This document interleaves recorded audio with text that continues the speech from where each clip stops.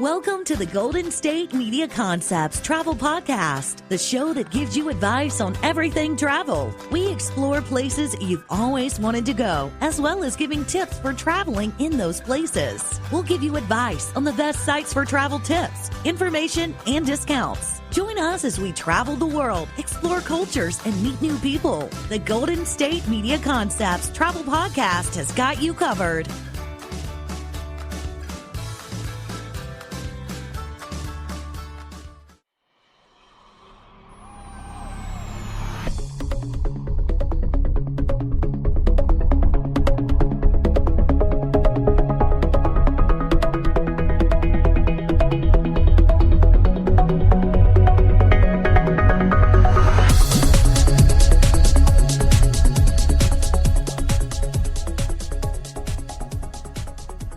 Hello and welcome to the GSMC Travel Podcast, brought to you by GSMC Podcast Network. I'm your host, Stacey, and today we're talking about Venezuela. Now, I'm not sure when you're listening to this, but as of the recording of this, Venezuela is in the news for not necessarily the best of reasons. The election just happened and the president was reelected, but that election is questionable for most people. So I'm not quite sure how travelable, and that's not a word, but how comfortable most people will feel traveling to Venezuela at the time when you may be listening to this. The situation may have changed. But as of this recording, it's a little not sure if I'd want to go to that country right now, which is going through quite a bit of things right now, but hopefully will improve soon. But going into this travel podcast and doing the show, I thought about this several episodes ago, though I don't think I mentioned it, that if I only stuck to countries where I was like, I feel at least 90%, totally safe going to that country, I'd be rather limited.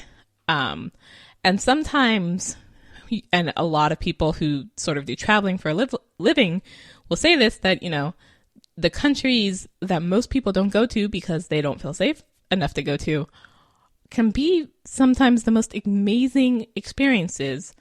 But of course, you do always want to be aware of situations and just sort of use common sense and use your own personal judgment about whether or not you want to go to a location, whether or not you feel comfortable and safe enough to do so. So I'm not advocating one way or another for Venezuela. I just happened to find, not because of the news, just on my own, happened to find this location we'll talk about in a bit about Venezuela. Thought that sounded really amazing, and in the hopes that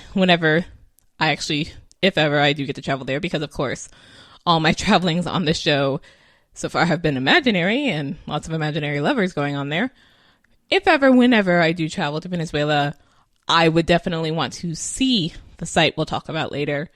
I would hope that the situation would have improved enough, and if it hadn't, I would hope that I could be safe enough if I made the choice to go anyways. So the listener will have to judge for themselves. But anyways, Venezuela, according to legend, in 1499, an expedition led by Alonso de Ojeda arrived at the coast of Venezuela. There were stilt houses along the coast, along Lake Maracaibo. I do apologize for all the butchering I'm sure I'm going to do in this episode. And these stilt houses evidently reminded the Italian navigator Amerigo Vespucci of the city of Venice, Italy. So he named the region Venezuela, or Little Venice, which in Spanish is Venezuela. That's a legend. It's not exactly clear whether or not that's where the name actually came from. Other historians say that the name Venezuela is from a group of people who were living there at the time, that their tribe or what have you was called Venezuela, and that's where it came from. Who knows? I do like the idea that it was named after Venice, since on an earlier episode we talked about Venice. So I'm going from Venice to kind of Venice. That sounds great. In 1811, Venezuela became one of the first Spanish-American territories to declare independence, although this independence was not securely established until 1821, when it was a department of the Federal Republic of Gran Colombia. And Venezuela gained full independence as a separate country in 1830. This is also sort of represented in the Venezuelan flag. The colors of the Venezuelan flag are yellow, blue, and red. The yellow stands for land wealth, the blue for the sea that separates Venezuela from Spain, and the red for the blood shed by the heroes of independence. Venezuela, despite the many political and economic and what have you troubles, Venezuela does actually have a lot of natural benefits, not benefits, pluses, pros to visit in the natural category, what have you. So Venezuela has an extremely high biodiversity and is ranked 7th in the world of the list of nations with the most number of species.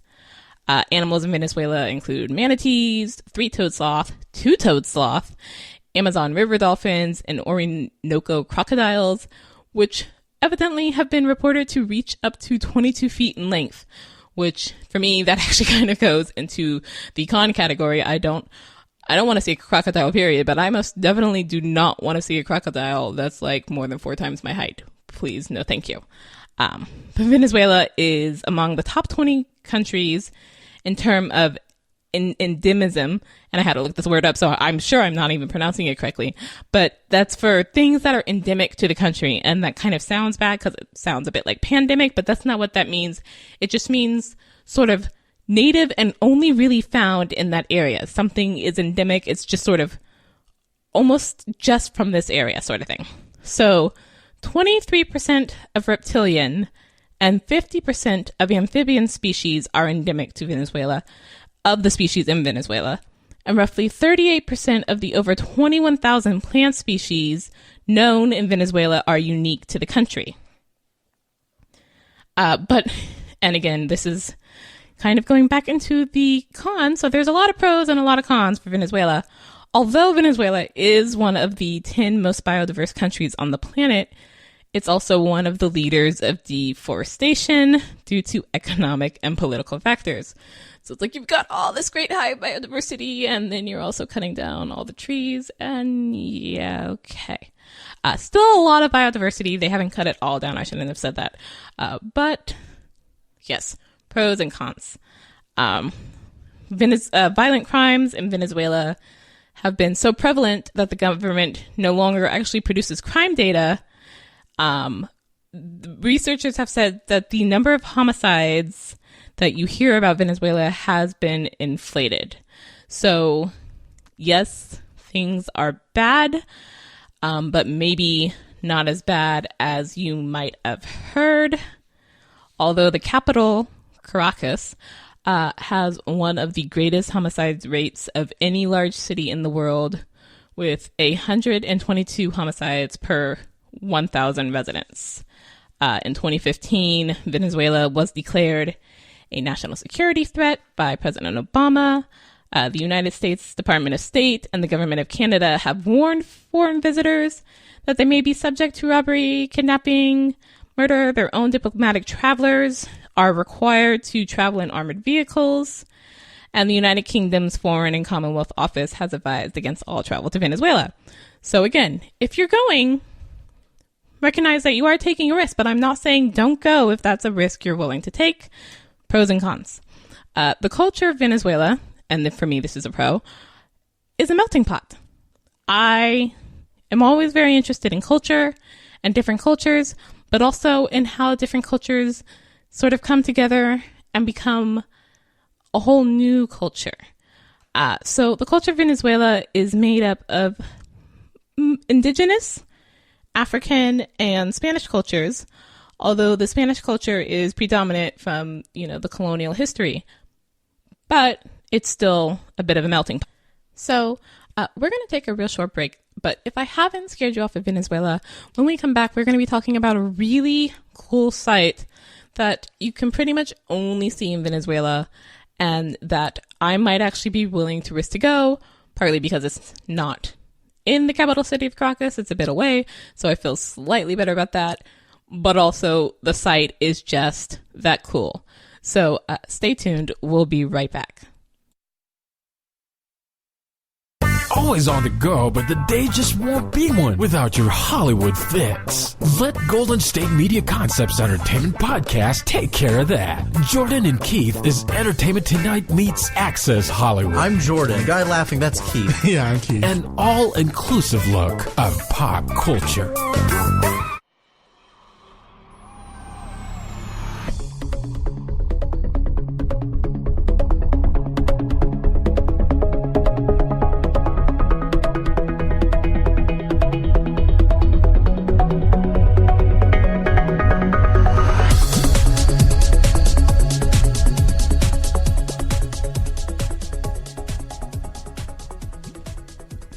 Welcome back to the GSMC Travel Podcast. So now we're on to the sort of thing that would draw me, even with all the troubles, that would make me definitely at least think whether or not I might actually be willing to risk it to go to Venezuela. It was still in a sort of problematic state, which is the Catutombo Lightning. So the Catutombo Lightning only occurs over the mouth of the Catutombo River, where it empties into Lake Maracaibo. I still apologize. Natives of the region once called this lightning Ribaba, or the River of Fire, and revered it, as a sign from the gods. And actually, during the colonial period, it was used as a means of navigation by sailors, who called it the Lighthouse of Catutombo and the Maracaibo Beacon. It was also instrumental in the failure of at least 2 attempted nocturnal invasions. Once in 1595 with Sir Francis Drake, who was attempting a nocturnal invasion against the Spanish and then was revealed by the lightning. And the second time in 1823, when this time it illuminated a Spanish fleet trying to sneak ashore during the Venezuelan War of Independence. So it's got a definite history in Venezuela. The lightning strikes are visible from up to 250 miles away, which has led to the commonly held myth that the Catutombo lightning is silent, since it can be seen from much further away than its thunder can be heard.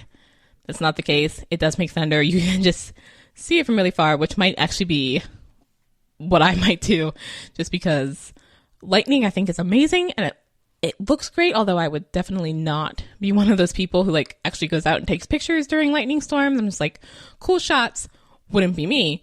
So if I could see the cool shots from far away and not have to hear the thunder, that would be great. And now I'm thinking of that whole thing with the Sound of Music of why does the thunder get so angry? Sorry. So this really, if you've never heard of it or never seen it, should look up pictures for it. It is amazing. It looks like the live, large version of those sort of electric globe things they used to sell at places like Spencer's, where if you put your fingers on it, the sparks sort of follow your fingers around. It's like a live lightning ball. I don't even know what those are called. So this lightning is likely the result, they think. They're still not exactly sure what causes this, but they think that it's likely the result of the winds blowing across the Maracaibo Lake and surrounding the swampy plains, and then meeting the high mountain ridges of the Andes and other mountains, and the heat and the moisture collected across the plains creates these electrical charges, which are destabilized by the mountains, resulting in lightning, and maybe something with methane. Science still not sure. What is clear about this is that it's pretty regular. It sort of comes when it wants, but if you go to Venezuela, you have a very good chance of seeing it so long as you're there for a few days.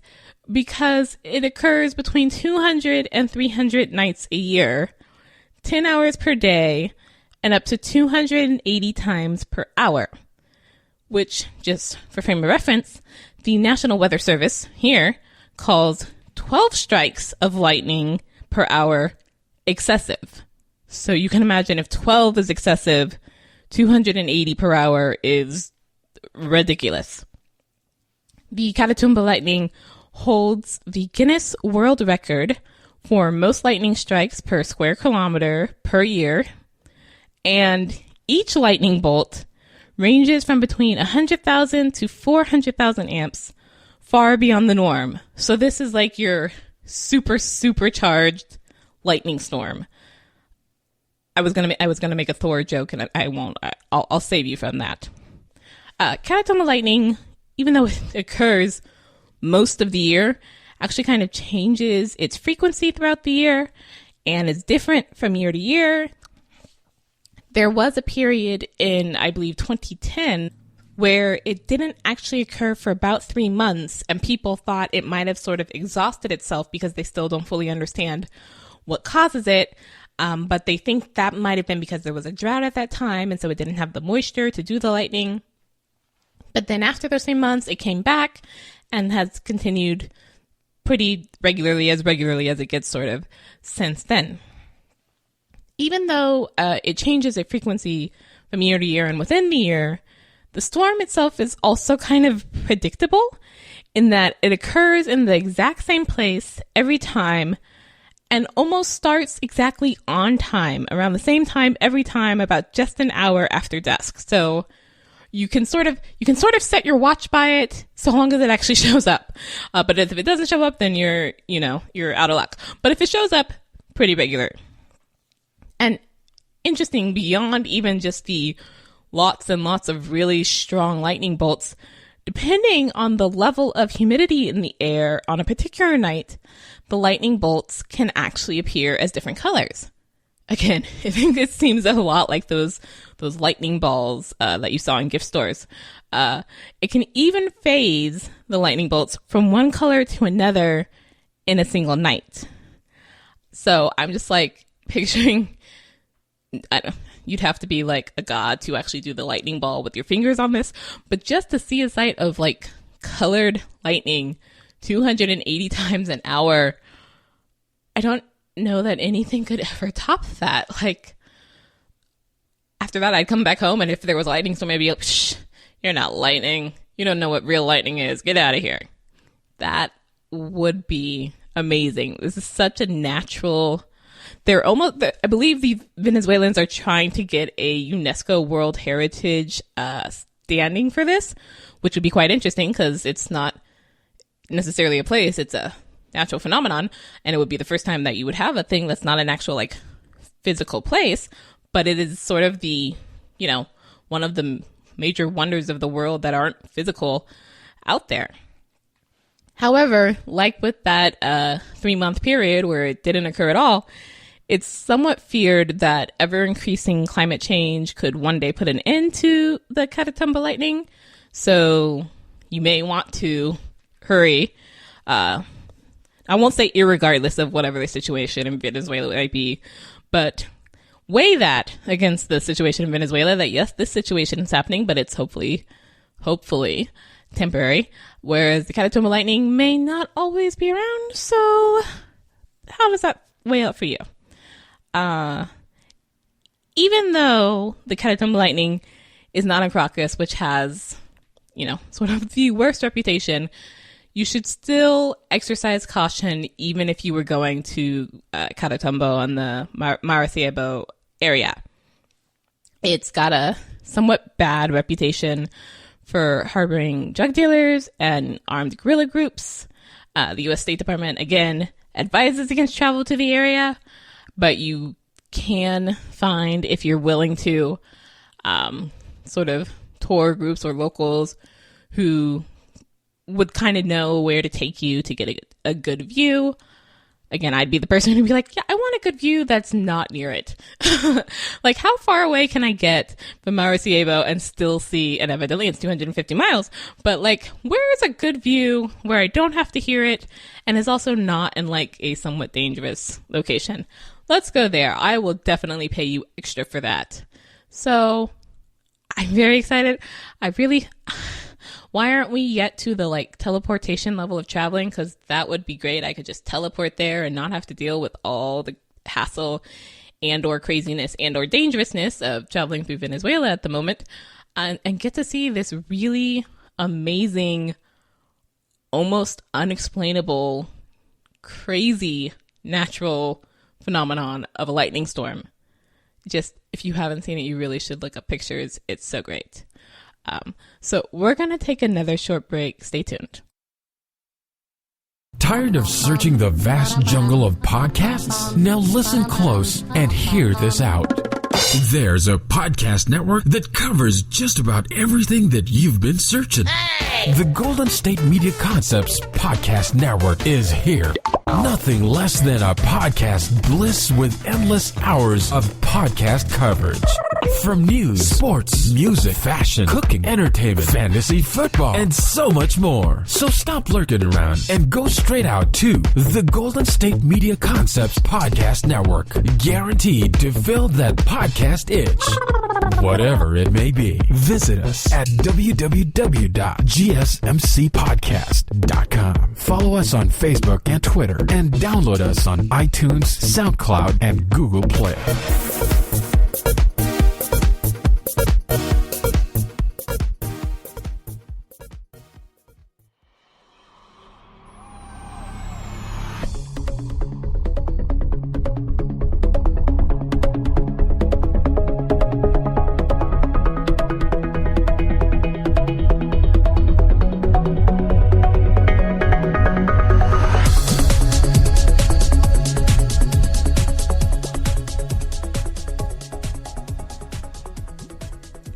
Welcome back to the GSMC Travel Podcast.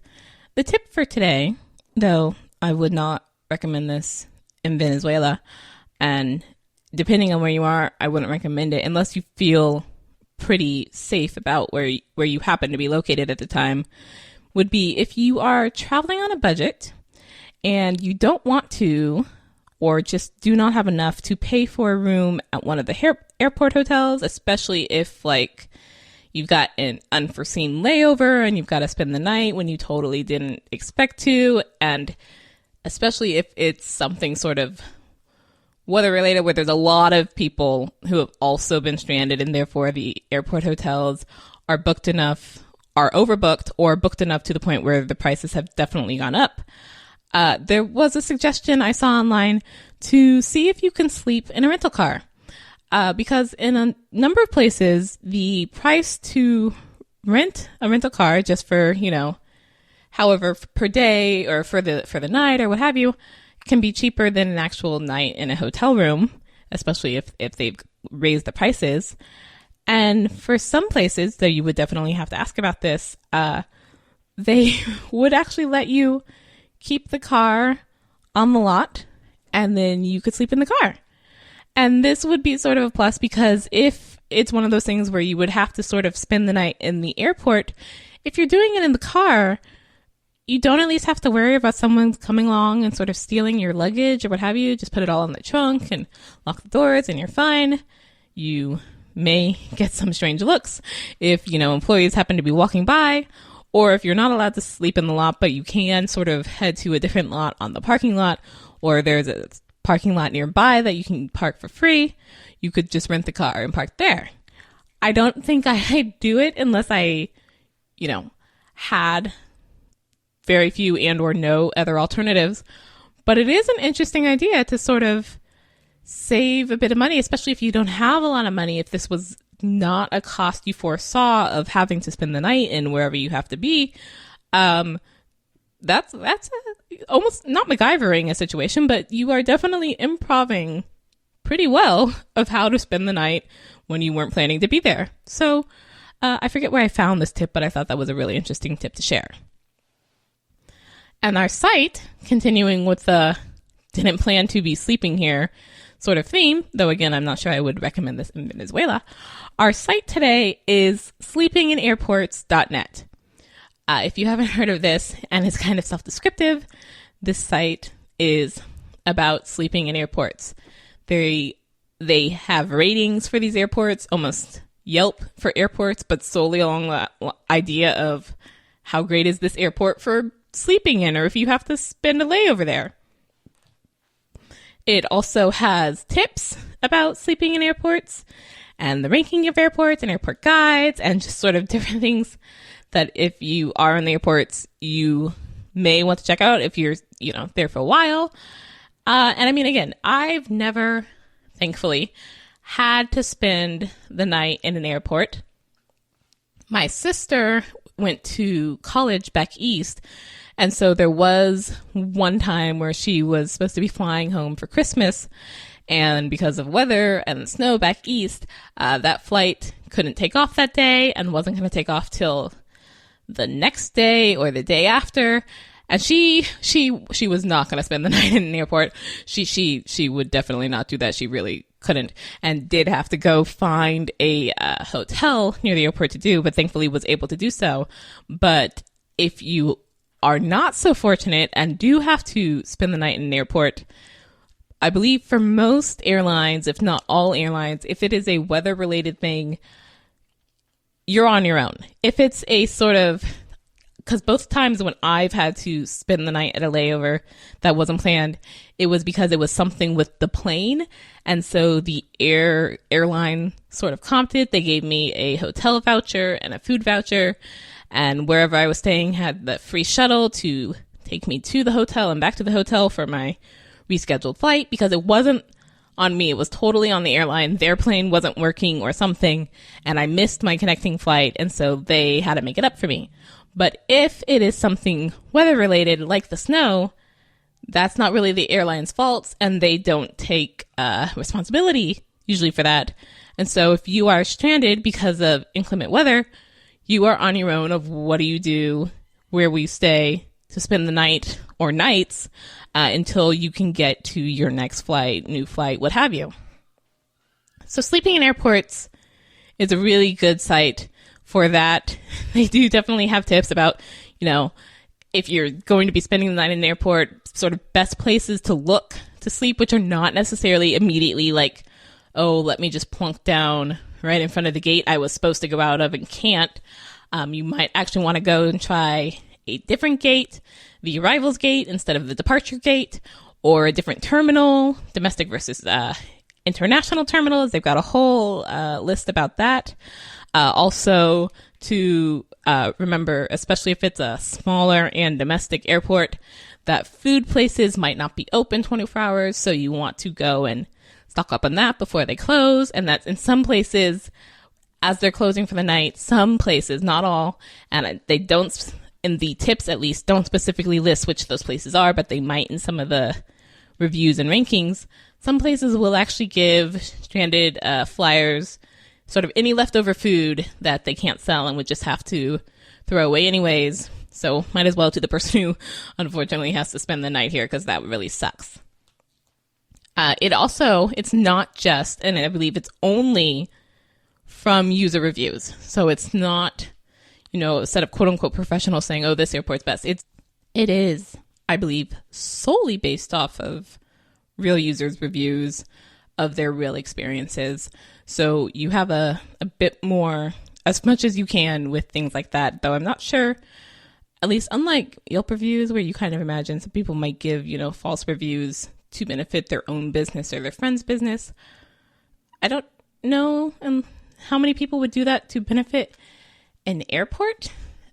I mean, maybe specific businesses in the airport, oh, such and such a restaurant in whatever terminal is terrible, but hey, that restaurant over there is really great. But as an airport as a whole, specifically for sleeping in it, I can't quite figure out what benefit you would get from that. Unless you're one of the lounges, because they do talk about in their airport lounges and how you can sort of access airport lounges, even if you're not, a first class flyer, and how you can sort of shower if you have to spend the night. All that sort of things are talked about on the site. So I think it seemed very trustworthy to me, and also kind of fun too. The cartoons are a bit great because, of course, spending the night in an airport is a kind of really sucky situation. So they're trying to enlighten it as best as possible. And you can see, you know, how does your airport rank, or how does the airport you're traveling to rank? So you can plan ahead for the not super great case scenario if you so wish, if you're one of those people. And I kind of am, so I would totally look up the airport I was heading to beforehand. Although if I then got like rerouted accidentally to a different airport, yeah, I'd have to look it up real quick and I wouldn't have a plan. But sleepingairports.net, great site if you do happen to somehow be stranded at an airport. And on that note, we're going to end for today. Thank you for listening to the GSMC Travel Podcast. You've been listening to the Golden State Media Concepts Travel Podcast, part of the GSMC Podcast Network. You can find this show and others like it at www.gsmcpodcast.com. Download our podcast on iTunes, Stitcher, SoundCloud, Google Play, or anywhere you find podcasts. Just type in GSMC to find all of our shows from the GSMC Podcast Network. From travel to health and wellness to entertainment and life and happiness to sex and relationships. You can also follow us on Twitter and Facebook. Thank you, and we hope you have enjoyed today's episode of the Golden State Media Concepts Travel Podcast.